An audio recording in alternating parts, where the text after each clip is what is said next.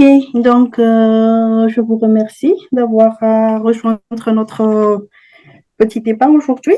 Donc, ce projet, oui, est-ce que je peux vous demander de vous présenter un peu vous-même dans cet projet, s'il vous plaît?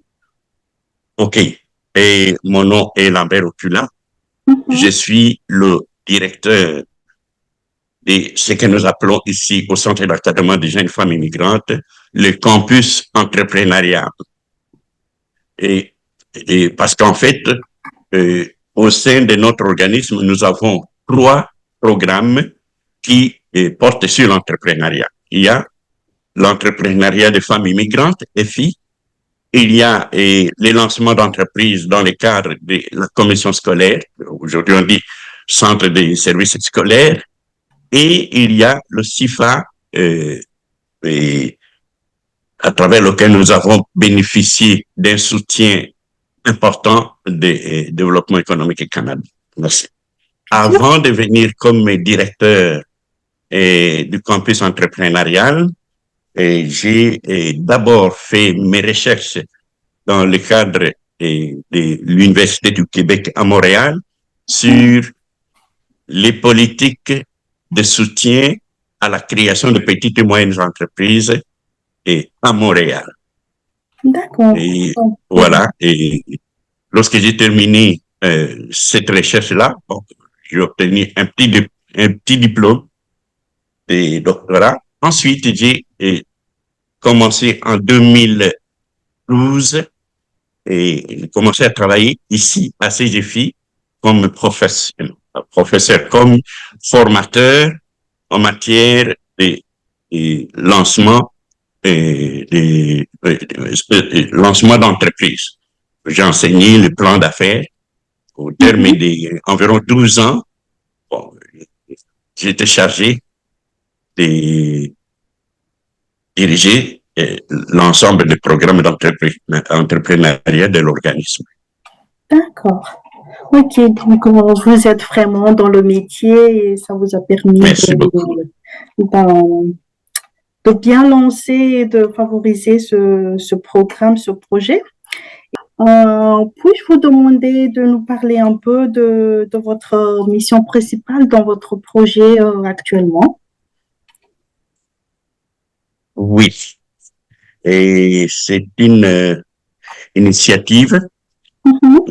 qui a été prise à la suite des faiblesses que nous avons observées dans l'intégration socio-économique des femmes venues, femmes immigrantes venues d'Afrique.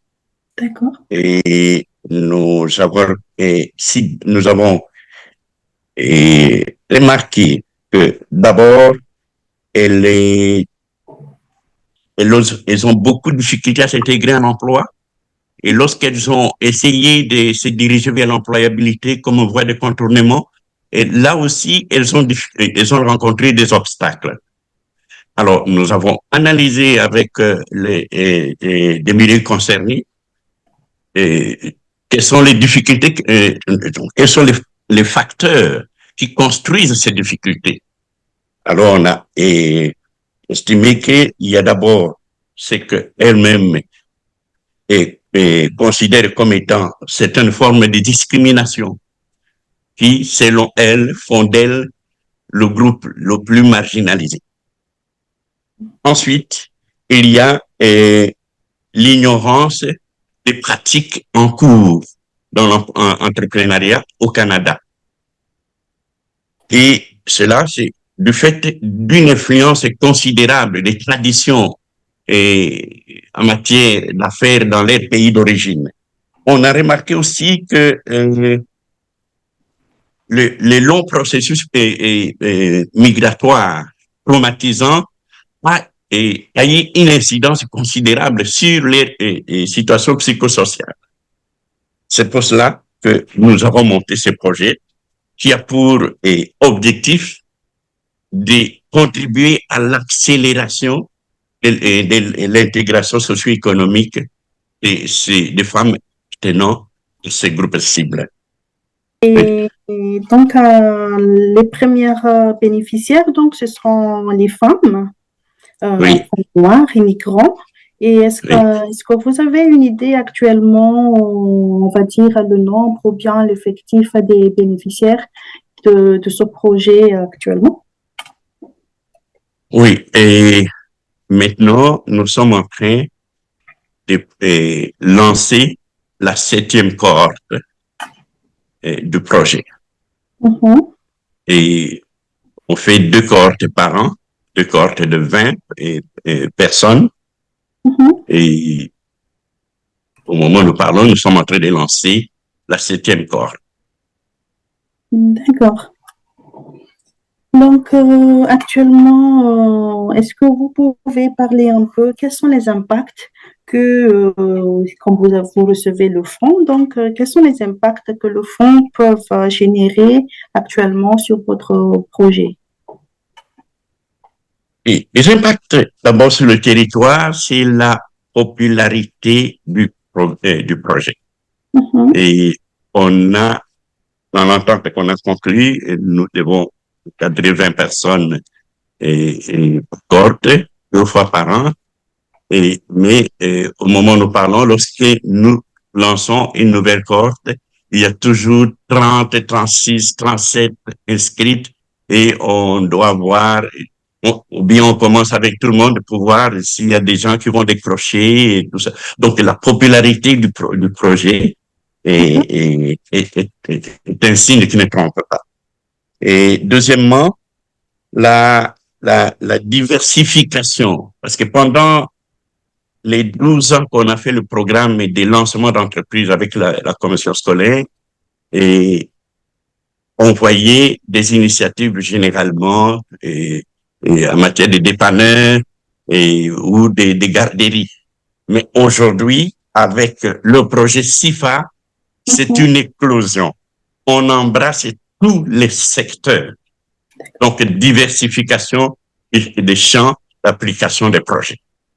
Et, mhm. parce que nous avons, comme je l'ai dit, nous avons cherché à et, travailler sur la capacité des femmes immigrantes venant d'Afrique à commencer une initiative et aller de l'avant. On a remarqué que là aussi, il y a un changement important. Et le changement est venu de la manière dont nous avons travaillé le contenu. À partir de la recherche, nous avons remarqué que ces gens, ou bien ils commencent, lorsqu'ils commencent une initiative, au bout de 3 ans, la plupart ont déjà fermé.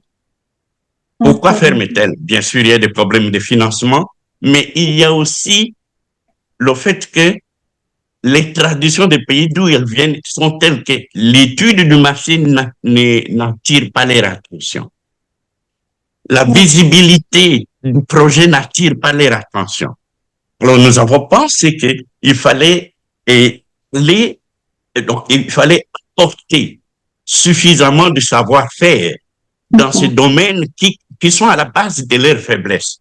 Alors, on a, en plus des théories sur le marketing traditionnel, nous avons amené des enseignements sur le numérique, comment se servir du numérique pour travailler sur la visibilité de son offre. Et Mhm. aujourd'hui, nous sommes en train nous venons d'intégrer l'intelligence artificielle. On s'est dit, ces femmes, il faut qu'on les mette sur le même plan et en termes de capacité que les femmes de la société d'accueil. Ça sera une contribution certainement sur leur capacité d'intégration socio-économique. D'accord. Ah, Et c'est vraiment intéressant pour les femmes, c'est de pouvoir s'intégrer parce qu'on vient on va dire, d'un environnement externe. Donc là, oui, c'est se mettre au même, on va dire, pied d'information et de connaissances. Oui, et donc, est-ce que vous avez une idée quand est-ce que, à quelle période sera prévue la fin du financement? Et quel sera donc ainsi peut-être l'impact si on n'aura pas le financement après? certainement, ça sera, s'il n'y a pas et prolongation du financement, ce sera quelque chose de très regrettable. Parce que quand on voit la joie, quand on écoute les participants, au début, elles s'expriment sur base des discours des sensibilisations que nous tenons. Mais quand on arrive à mi-parcours ou à la fin d'une cohorte, on écoute les avis des participants et on sent qu'on est en train d'apporter. Et la fin d'une telle contribution, à mon avis, ça ne sera pas quelque chose qu'on ne regrette pas, mais bon, je m'excuse. Bon, et vous l'avez vu, Herbert.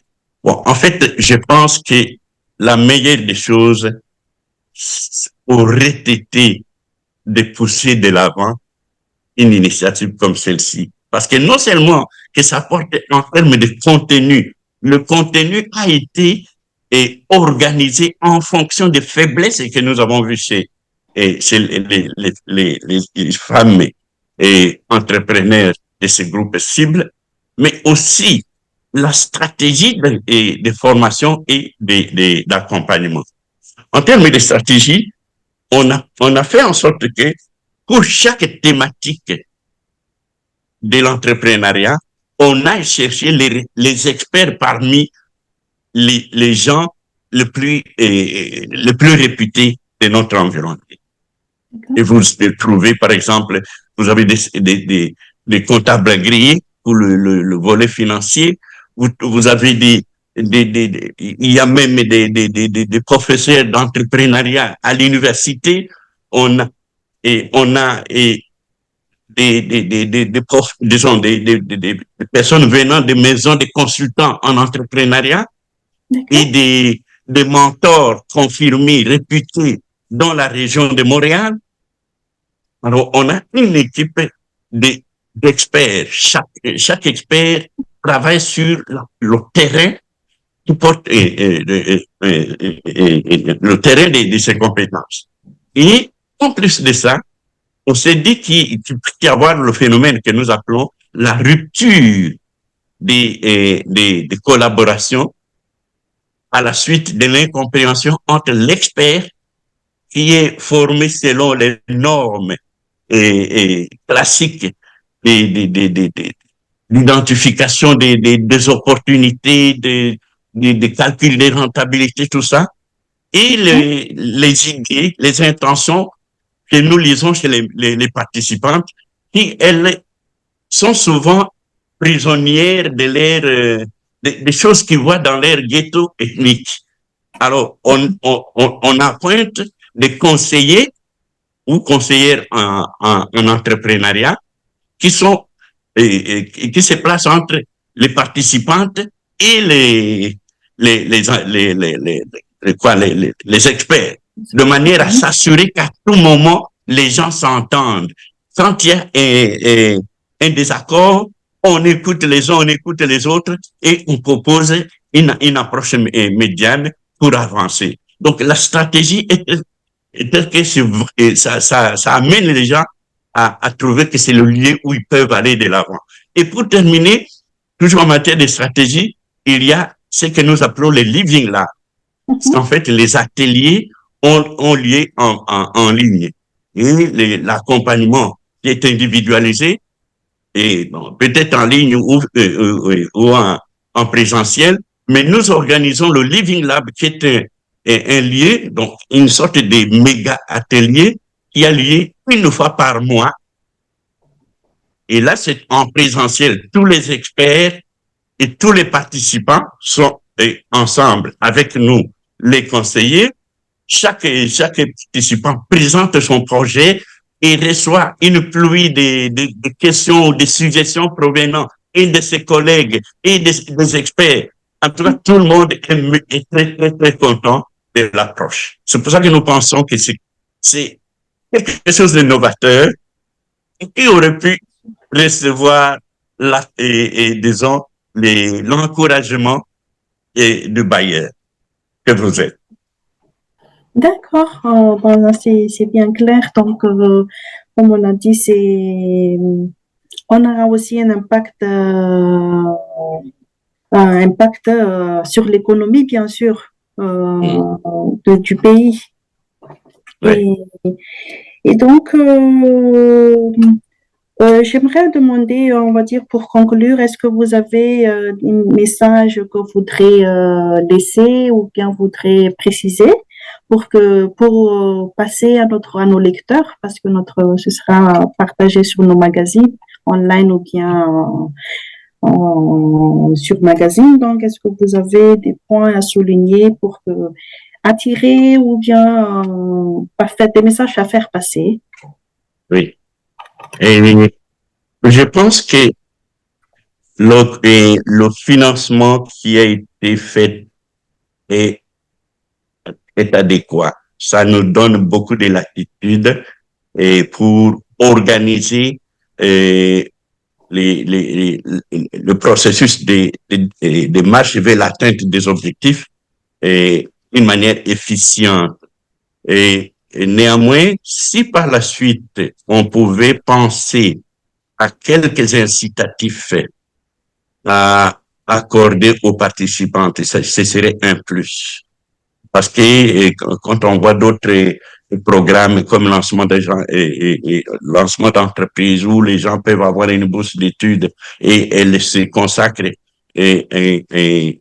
okay, à 100% aux travaux de préparation de du lancement de leur entreprise ou encore fait ces volets constituent l'unique point faible, parce qu'ils ont tendance à se comparer avec les participantes à d'autres programmes. Mais nous ne demandons pas, parce que la bourse d'études, on ne peut y accéder que si on met 24 heures, au moins 24 heures par semaine dans ces volets-là, dans la participation.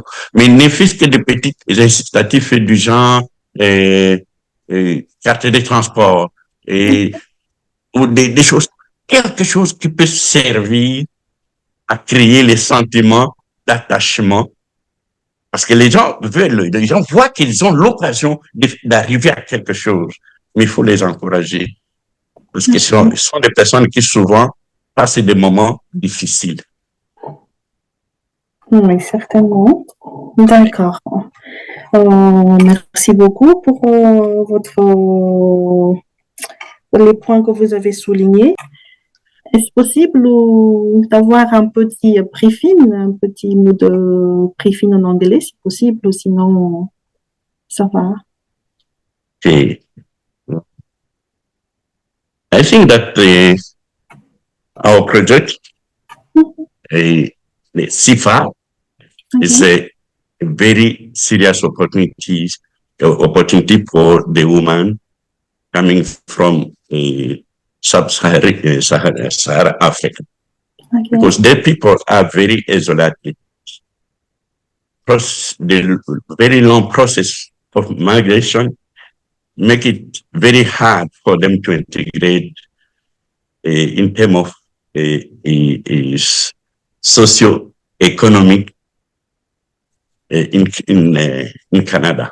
So we think that the way we set up this project gives them a very serious occasion of going through all kind of obstacle in order to perform their dream in this country. Me, our country, encourages women in giving us opportunity to prolongate the program, the project. That is my message.